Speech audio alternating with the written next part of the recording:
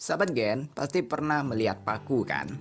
Biasanya paku digunakan untuk konstruksi bangunan atau untuk keperluan menggantung sesuatu di dinding rumah.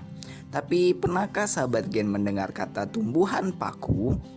Apakah Gen semua pernah melihat tumbuhan tersebut? Kira-kira seperti apa ya? Penasaran? Yuk kita simak materinya. Kalau sahabat Gen pernah berjalan-jalan di halaman belakang rumah atau sekolah yang memiliki dinding tanah yang cukup tinggi, apakah sahabat Gen pernah melihat tumbuhan aneh seperti ini? Kalau sahabat Gen pernah melihat, memegang, atau bahkan mengambilnya, maka selamat sahabat Gen, sudah lebih dekat untuk mengetahui apa itu tumbuhan paku.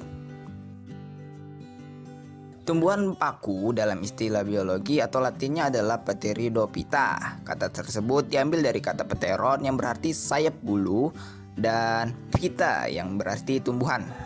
Istilah kata tersebut merujuk pada susunan daun yang umumnya membentuk bangun sayap atau menyerupai bulu-bulu yang tersusun.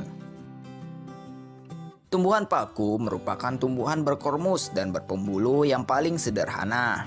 Tumbuhan paku sering disebut dengan tumbuhan Cormophyta berspora karena berkaitan dengan adanya akar, batang, dan daun sejati, serta bereproduksi aseksual dengan spora. Tumbuhan paku juga disebut sebagai tumbuhan berpembuluh atau istilahnya Tracheophyta karena memiliki pembuluh pengangkut. Beberapa pertanyaan biasanya muncul mengenai tumbuhan paku ini. Sahabat Gen pasti bingung kan untuk menentukan batang sesungguhnya pada tumbuhan paku ini? Kalau sahabat Gen menunjuk bagian ini sebagai batang, maka sahabat Gen kurang tepat ya menjawabnya.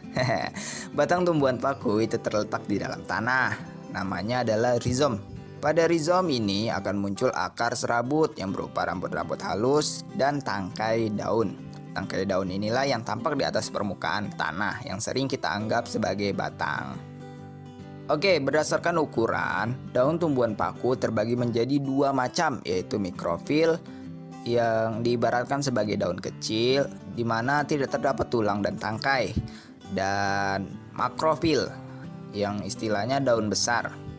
Sedangkan berdasarkan fungsinya, daun tumbuhan paku terbagi menjadi dua macam, yaitu sporofil yang menghasilkan spora dan trofofil tidak menghasilkan spora. Ibaratnya daun ini hanya untuk fungsi fotosintesis. Kalau sahabat Gen perhatikan lebih dekat lagi, biasanya akan terlihat bagian bulat kecil pada daun tumbuhan paku. Dalam istilah biologisnya ini disebut sebagai sorus. Tenang sahabat Gen, ini bukan merupakan bagian yang berbahaya dari tumbuhan paku. Sorus berkaitan dengan perkembangbiakan tumbuhan ini. Tumbuhan paku berkembang biak dengan spora. Spora tersebut berada di kotak spora atau sporangium, di mana kumpulan sporangium tersebut berkumpul di dalam wadah yang disebut sorus. Sorus sendiri dilindungi oleh selaput yang disebut insidium. Perlu diketahui Gen bahwa tumbuhan paku mengalami dua fase dalam daur hidupnya.